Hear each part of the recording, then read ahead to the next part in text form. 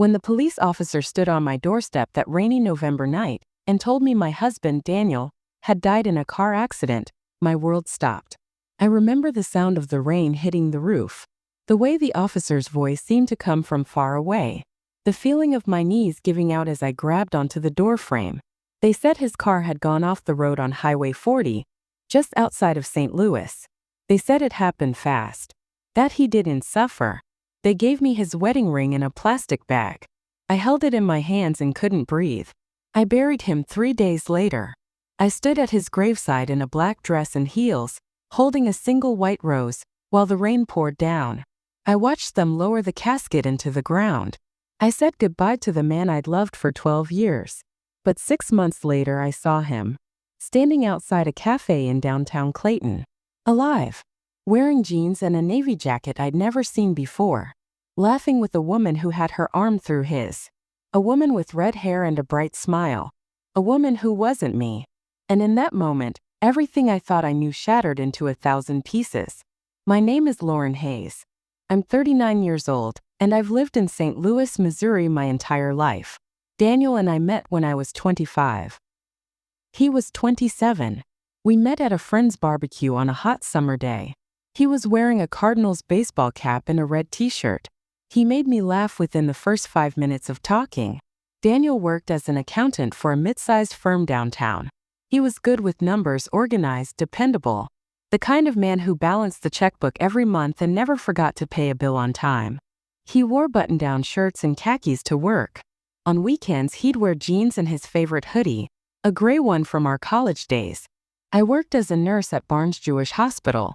Long shifts, 12 hours on my feet. But I loved it. I loved helping people. Daniel always said I had the kindest heart of anyone he'd ever met. We got married 2 years after we met. A small ceremony at a church near Forest Park. My parents were there. His parents flew in from Denver. We had about 50 guests. We danced to At Last by Etta James. Daniel held me close and whispered, "I'm the luckiest man alive." We bought a small house in Webster Groves. A cute 2-bedroom with a front porch and a maple tree in the yard. We painted the kitchen yellow. We planted flowers in the spring. We talked about having kids someday. Maybe 2. A boy and a girl. Life was simple. Good. Normal. Daniel had his routines. He left for work at 7:30 every morning. He'd kiss me goodbye, grab his travel mug of coffee and say, "Have a good day, babe." He'd come home around 6. We'd have dinner together, watch TV, talk about our days. On Fridays we'd order pizza and watch a movie. On Sundays we'd go to the farmer's market and buy fresh vegetables and homemade bread. He wasn't perfect. He left his socks on the floor. He forgot to take out the trash sometimes. He could be stubborn when we argued. But he was mine. And I was his. We had 12 good years together. 12 years of inside jokes and anniversary dinners and lazy Sunday mornings. 12 years of building a life. And then on November 14th, it all ended. Daniel had been working late that night. He texted me around 8 saying he was finishing up a client report and would be home soon. I was on the couch in my scrubs, exhausted from a double shift at the hospital. I dozed off watching the news. I woke up to the doorbell ringing. First I thought it was Daniel. Maybe he'd forgotten his keys. But when I opened the door and saw the police officer standing there, rain dripping from his uniform, I knew. I knew before he said a word. "Mrs. Hayes." "Yes. I'm Officer Brennan with the St. Louis County Police. May I come in?" I stepped aside. He came into the living room. Water pooled on the hardwood floor from his boots. "There's been an accident," he said gently. "Your husband, Daniel Hayes. His vehicle went off the road on Highway 40 around 9 o'clock this evening. I'm very sorry, ma'am." He didn't survive. The room started spinning. I couldn't hear anything except a high-pitched ringing in my ears. "No," I said. "No, that's not right. He just texted me. He's coming home. I'm so sorry for your loss." I don't remember much after that. I remember calling Daniel's parents. I remember my sister, Megan, driving over in the middle of the night and holding me while I sobbed. I remember not sleeping, not eating, just staring at the walls. The funeral was a blur. People kept hugging me, telling me how sorry they were. saying things like he's in a better place and time heals all wounds. But none of it helped. None of it brought him back. After the funeral, I went back to work. I had to. I couldn't afford to take too much time off. And honestly, I needed the distraction. Being at home surrounded by Daniel's things, his coffee mug in the sink, his shoes by the door, his side of the bed still unmade, it was too much. So I worked. I threw myself into 12-hour shifts. I smiled at patients. I checked vitals. I administered medications. And then I'd come home to an empty house and cry myself to sleep. Weeks turned into months. The world kept moving. But I felt stuck. Frozen in that moment when Officer Brennan told me Daniel was gone. Everyone said I needed to move forward, to grieve and heal and eventually find a way to live again. I tried. I really did. I went to a grief support group at the hospital. I saw a therapist. I cleaned out Daniel's closet, donated his clothes to Goodwill, kept only a few things, his watch, his wedding ring, his favorite Cardinals cap. I thought I was healing. Slowly. Painfully. But healing. And then, 6 months after the accident, I saw him. It was a Saturday afternoon in late May. The kind of day where the sun is warm and the air smells like freshly cut grass. I'd forced myself to get out of the house. My sister Megan had been worried about me. She said I was isolating too much. That I needed fresh air. Human interaction. So I drove to Clayton. There's a nice little shopping district there with boutiques and cafes. I thought maybe I'd walk around, get a coffee, try to feel normal again. I parked on the street and walked toward a cafe called the Daily Grind. I was looking down at my phone, checking a text from Megan when I looked up, and I saw him, Daniel, standing on the sidewalk about 20 feet away, wearing jeans and a navy blue jacket I'd never seen before. His hair was a little longer than he used to keep it, but it was him. I knew his posture, the way he stood with his hands in his pockets, the shape of his shoulders. My heart stopped. My breath caught in my throat. For a moment, I thought I was hallucinating. That grief had finally broken my mind. But then he moved. He turned slightly and I saw his profile. His nose. His jawline. The small scar above his left eyebrow from when he fell off his bike as a kid. It was Daniel. He was alive. I took a step forward, my legs shaking. I opened my mouth to call his name. But before I could, a woman appeared beside him. She had red hair cut in a short bob. She was wearing a green sundress and sandals. She smiled up at him and linked her arm through his. And he smiled back. Not a polite smile. A real smile. The kind of smile he used to give me. They walked into the cafe together. Laughing. Comfortable. Like they'd done this 100 times before. I stood frozen on the sidewalk. People walked past me. A jogger. A woman with a stroller. A man walking his dog. But I couldn't move. I couldn't breathe. This couldn't be real. Daniel was dead. I'd buried him. I'd stood at his grave and watched them lower his casket into the ground. I'd cried over his empty side of the bed for 6 months. But he was right there. Alive. With another woman. My hands were shaking. My vision blurred with tears. I walked quickly to my car, got in and locked the doors. I sat there, gripping the steering wheel, trying to make sense of what I'd just seen. Maybe it wasn't him. Maybe it was just someone who looked like him. People have doppelgangers, right? Maybe grief was playing tricks on me. But I knew what I saw. I knew Daniel better than I knew anyone. That was him. I drove home in a daze. I kept replaying the scene in my mind. The way he stood. The way he smiled. The way that woman's arm was linked through his, so casual, so familiar. When I got home, I went straight to the bedroom. I pulled out the box I kept under the bed. The box with Daniel's things. His watch. His wedding ring. Photos of us together. I stared at a picture from our wedding day. Daniel in his gray suit. Me in my white dress. Both of us smiling, so happy, so in love. Who was that woman? And if Daniel was alive, why hadn't he come home? I couldn't sleep that night. I lay in bed staring at the ceiling, my mind racing. By the time the sun came up, I'd made a decision. I had to go back. I had to see if he'd be there again. I had to know if I was losing my mind or if this was real. The next Saturday, I drove back to Clayton. I parked in the same spot. I walked to the Daily Grind and sat at an outdoor table with a cup of coffee I didn't drink. I watched the door. Waited. An hour passed. Then 2. And then just after noon he appeared. Daniel. Wearing jeans and a white t-shirt. Sunglasses. Carrying a takeout bag from the cafe. And the woman was with him again. The redhead. This time she was wearing jeans and a yellow blouse. They were talking. Smiling. He said something and she laughed, touching his arm. They walked down the street together toward a parking lot. I stood up, leaving my coffee on the table, and followed them. My heart was pounding so hard I thought it might burst out of my chest. They stopped at a black SUV. Daniel opened the passenger door for her. She got in.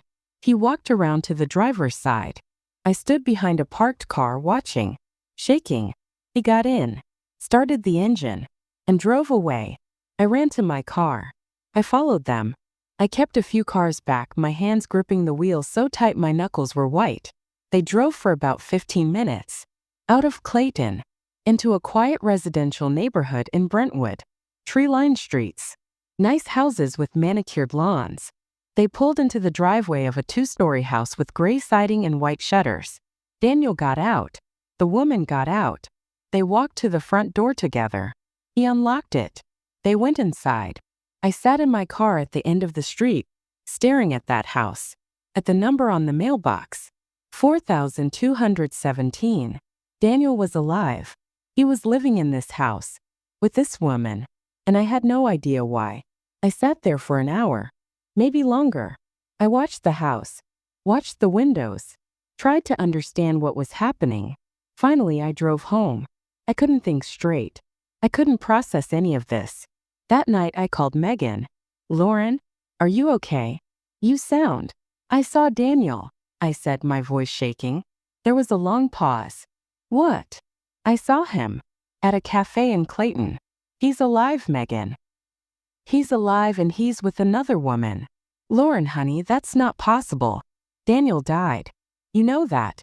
Maybe it was just someone who looked like him. It was him. I followed him. He's living in a house in Brentwood. With her. Another pause. Are you sure? Yes. I'm sure. Megan was quiet for a moment. Then she said, okay. I'm coming over. Don't do anything. Just wait for me. She arrived 20 minutes later. We sat in my living room. She held my hands and looked me in the eyes. Tell me everything, she said. So I did. I told her about seeing Daniel outside the cafe. About the woman. About following them to the house. I showed her the address I'd written down. Megan listened carefully. When I finished, she took a deep breath. Lauren, I believe that you saw someone who looks like Daniel. But it can't be him. We buried him. We saw his body at the funeral home. Did we? I said quietly. I mean, the casket was closed. They said it was because of the accident. Because of the damage. We never actually saw him. Megan's face went pale. You think? I don't know what to think. But I need to find out. I need to know the truth. She nodded slowly. Okay, then let's find out. Together. The following Wednesday, Megan and I drove back to that house in Brentwood. We parked down the street just like I had before. It was mid-morning. The neighborhood was quiet. A man was mowing his lawn 2 houses down. A woman was getting her mail across the street. We sat in the car, watching the gray house with the white shutters. What's the plan? Megan asked. I don't know, I admitted. I just need to see him up close. I need to talk to him. And say what? Hey, I thought you were dead. I looked at her. If that's him, Megan, then he faked his death. He left me. He let me grieve him for 6 months while he was living here with another woman. So yeah, that's exactly what I'm going to say. She squeezed my hand. Okay, I'm with you. We waited for almost 2 hours. Then just before noon, the front door opened. Daniel stepped out.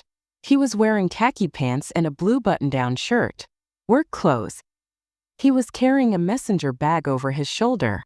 He looked normal. Healthy. Alive. My breath caught in my throat. He walked to the black SUV in the driveway, got in, and backed out onto the street. Follow him? Megan asked. Follow him. We stayed a few cars behind as he drove through Brentwood, then onto the highway. He took the exit for downtown Clayton and pulled into a parking garage near an office building. We parked nearby and watched as he got out of the SUV and walked into the building.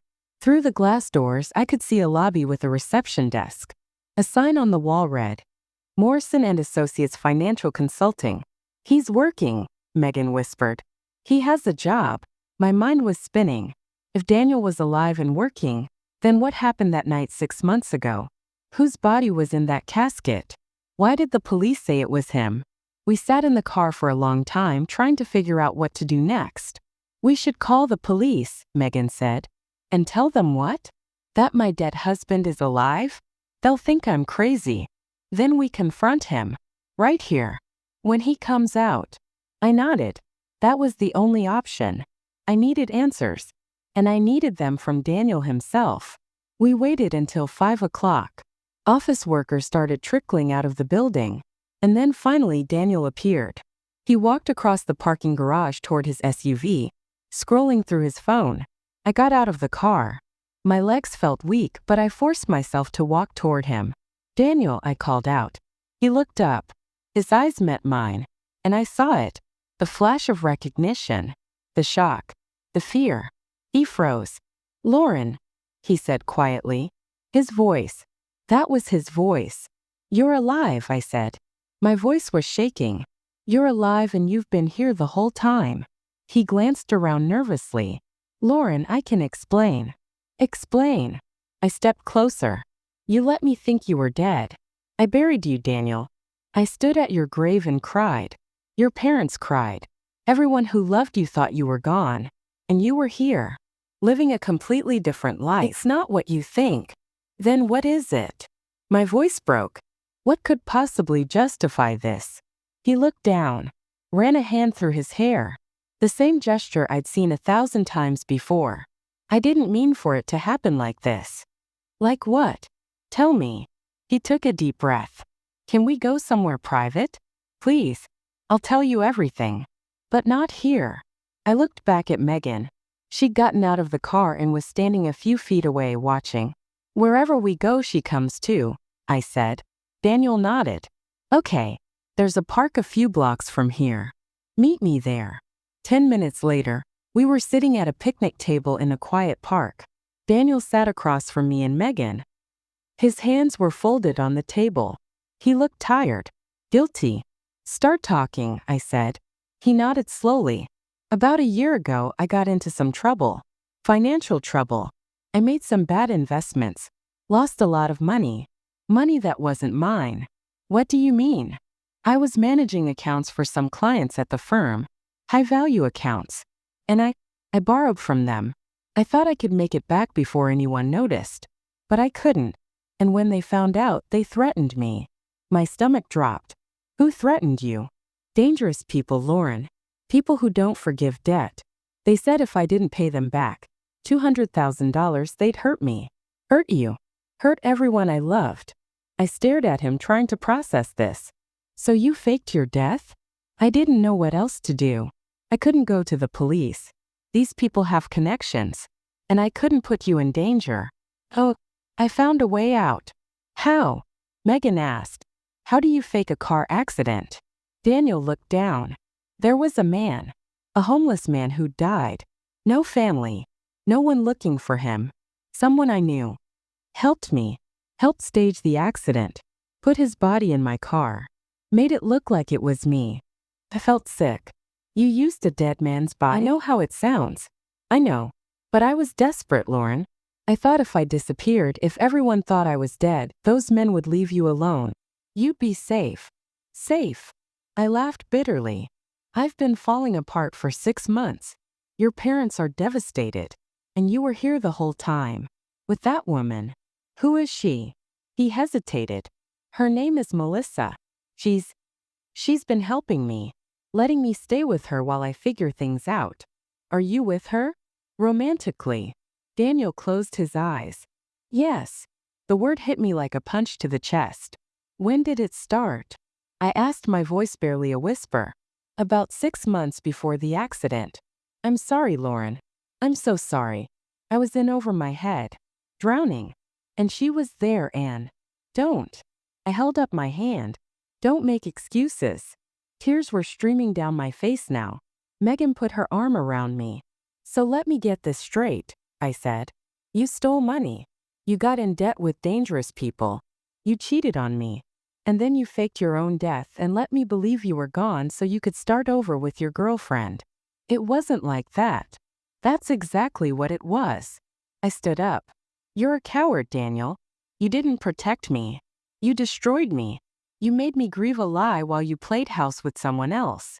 Lauren, please. No. I don't want to hear any more. I looked at him one last time. This man I'd loved. This man I trusted with my whole heart. And I realized I didn't know him at all. I'm going to the police, I said. I'm telling them everything. About the fake accident. About the body. About all of it. Daniel's face went white. You can't. Those men. I don't care about those men, Daniel. You should have thought about that before you did this. I turned and walked away. Megan followed. We got in the car and drove off, leaving Daniel sitting alone at that picnic table. My hands were shaking. My heart was racing. But underneath all the pain and betrayal, there was something else. Relief. Because now I knew the truth. And I could finally start to heal. We went straight to the St. Louis County Police Department. Megan held my hand as we walked through the doors. My legs felt like jelly, but I kept moving forward. At the front desk, I asked to speak to someone about a case from 6 months ago. A death that wasn't actually a death. They took us to a small room with fluorescent lights and uncomfortable chairs. A detective came in about 20 minutes later. His name was Detective Morris. He was in his 50s with graying hair and kind eyes. Mrs. Hayes, he said, sitting down across from us, I understand you have some information about your husband's case? I took a deep breath. And I told him everything. About seeing Daniel alive. About following him. About the conversation in the park. About the fake accident and the homeless man's body and the debt and Melissa. Detective Morris listened carefully, taking notes. When I finished, he leaned back in his chair. That's quite a story, Mrs. Hayes. Do you have any proof? I gave him the address of the house in Brentwood, the name of the company where Daniel worked. A photo I'd secretly taken of Daniel in the parking garage on my phone. He looked at the photo for a long time. That does look like the man from the photos in your case file. It is him. I know my own husband. Excuse me, your late husband, he corrected gently. According to our records, he's deceased. Then your records are wrong. Detective Morris nodded slowly. I'm going to need to investigate this. It'll take some time. But if what you're saying is true, Mrs. Hayes, this is a serious crime. Falsifying a death certificate. Fraud.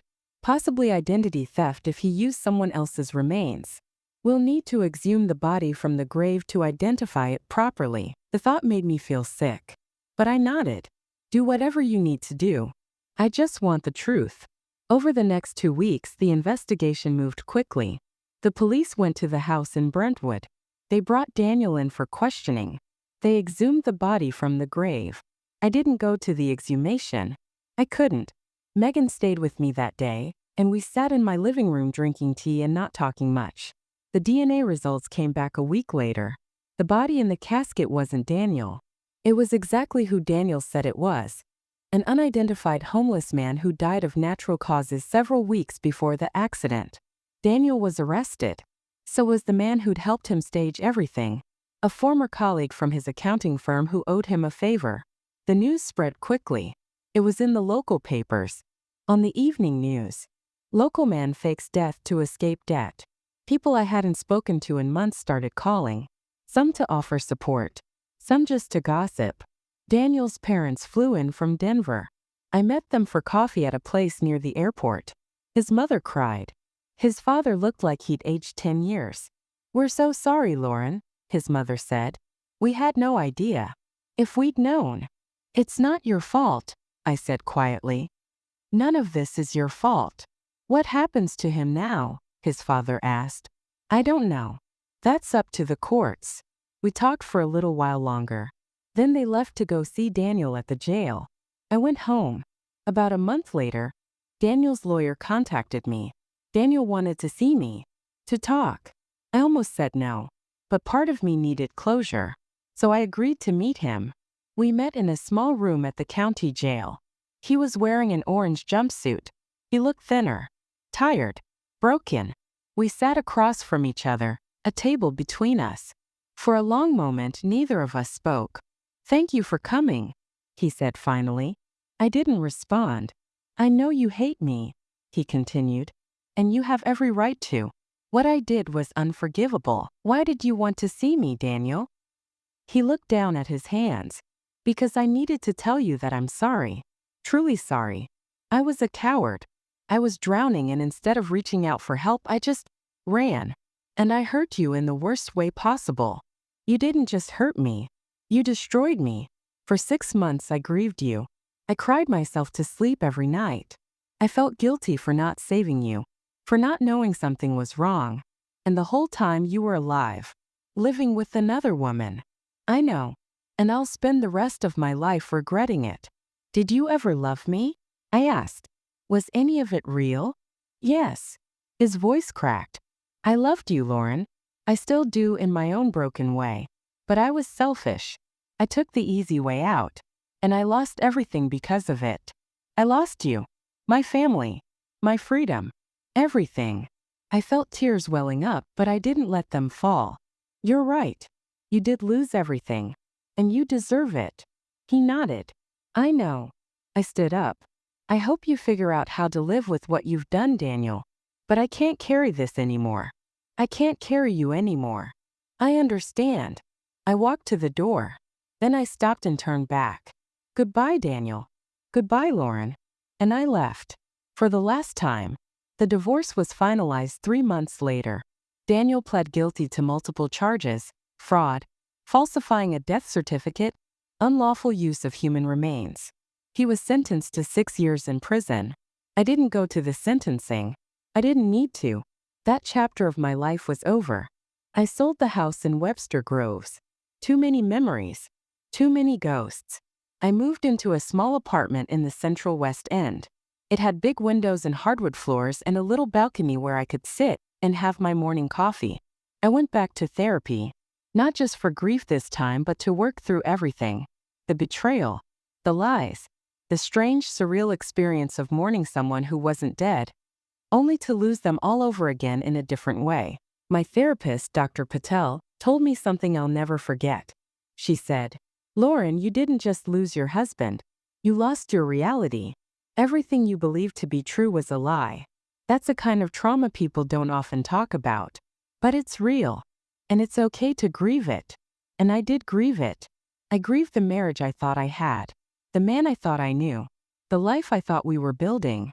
But slowly, very slowly, I started to rebuild. I reconnected with old friends. I started taking yoga classes. I volunteered at a women's shelter on weekends. I found small joys again. Good books, Sunday brunches with Megan, walks in Forest Park. I even started dating again. Nothing serious. Just coffee dates and conversations. Learning how to trust again. Learning how to let someone in without being terrified they'd disappear. About a year after everything happened, I got a letter. It was from Daniel. From prison. I almost threw it away without reading it. But curiosity got the better of me. In the letter, he apologized again. He told me he was in therapy, working on himself, trying to understand why he'd made the choices he did. He didn't ask for forgiveness. He didn't ask me to wait for him. He just said he hoped I was okay, that I was healing, that I was finding happiness. I read it once. Then I folded it up and put it in a drawer. I didn't respond. There was nothing left to say. It's been almost 3 years now since that afternoon in Clayton when I saw Daniel alive. 3 years since my world turned upside down and I had to put it back together piece by piece. I'm 42 now. My hair has a few more gray strands. I have laugh lines around my eyes that weren't there before. I still work at Barnes Jewish Hospital. I'm a charge nurse now. I still love what I do. Helping people. Being there in their hardest moments. I'm dating someone. His name is Marcus. He's a teacher at a high school in University City. He's kind, patient, honest. We met at a coffee shop. He spilled his latte, and I laughed because it reminded me of how life has a strange way of repeating itself, only different this time. Better this time. Marcus knows about Daniel. About everything. I told him early on because I didn't want any secrets between us. He listened without judgment. He held my hand and said, "Thank you for trusting me with that. We're taking things slow, learning each other, building something real, something honest." I drive past the cemetery sometimes, the one where I thought Daniel was buried. I haven't been back since the exhumation. I don't need to. That grave was never his anyway. Megan and I are closer than ever. She checks on me every week. We have dinner together on Thursdays. She tells me about her kids, her husband, her life. And I tell her about mine. She's the one who pushed me to start living again, to stop being afraid. "You survived something impossible, Lauren," she told me once. "You're stronger than you think." I'm starting to believe her. I think about Daniel sometimes. I wonder how he's doing in prison, if he's really changed, if he understands the weight of what he did. But mostly I just feel sad for him. Sad that he was so afraid, so desperate, that he thought destroying everything was the only way out. I don't hate him anymore. Hate takes too much energy, and I've spent enough time carrying heavy things. What Daniel did taught me something important, though. It taught me that the life we think we have can disappear in an instant, that the people we trust the most can let us down, that sometimes the person we're grieving isn't who we thought they were. But it also taught me that I'm resilient, that I can survive the unthinkable, that I can rebuild from nothing and create something beautiful. I learned that grief isn't always about death. Sometimes it's about loss. The loss of who we thought someone was, the loss of the future we planned, the loss of innocence and trust. But I also learned that healing is possible. It's slow. It's messy. It's not a straight line. Some days are harder than others. Some days I still cry. Some days I still feel angry or confused. But most days I'm okay. More than okay, actually. I'm happy. If you're listening to this and you've been through something similar, if someone you loved betrayed you, lied to you, made you question everything you thought was real, I want you to know something. You will survive this. You will heal. You will find yourself again. It won't happen overnight. It won't be easy. But you're stronger than you know. Trust is fragile. Love is complicated. People are imperfect. But that doesn't mean you should stop believing in good things. It just means you should be careful who you give your heart to. It means you should listen to your instincts. It means you should never ignore the red flags. And when the worst happens, when everything falls apart, remember that endings are also beginnings. Daniel's fake death was an ending, but it was also a beginning. The beginning of my new life. The life where I learned to stand on my own, to trust myself, to know my worth. I'm not the same Lauren I was 3 years ago. The Lauren who stood at a graveside in the rain, mourning a man who wasn't really dead. That Lauren was broken, lost, desperate for answers. This Lauren, the one I am now, is whole. She's found her strength. She's learned that she doesn't need someone else to complete her. She's enough all on her own. I still have the wedding ring Daniel gave me. It's in a box in my closet, along with the few photos from our marriage. I keep them not because I miss him or because I want to go back. I keep them because they're part of my story.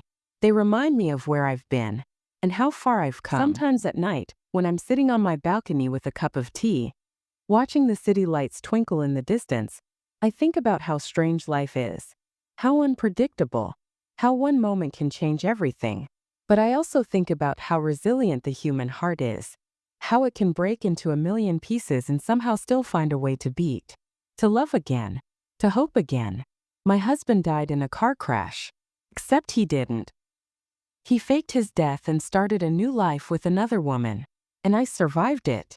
I'm still here, still standing, still believing that there are good people in the world, that there's still love to be found, that there's still life to be lived.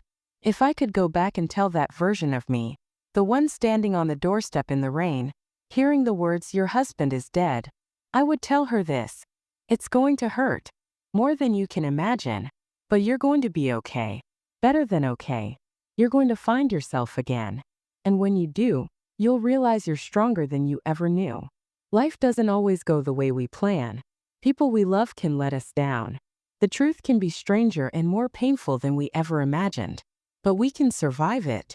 We can heal. We can start over. And sometimes starting over is the best thing that ever happens to us.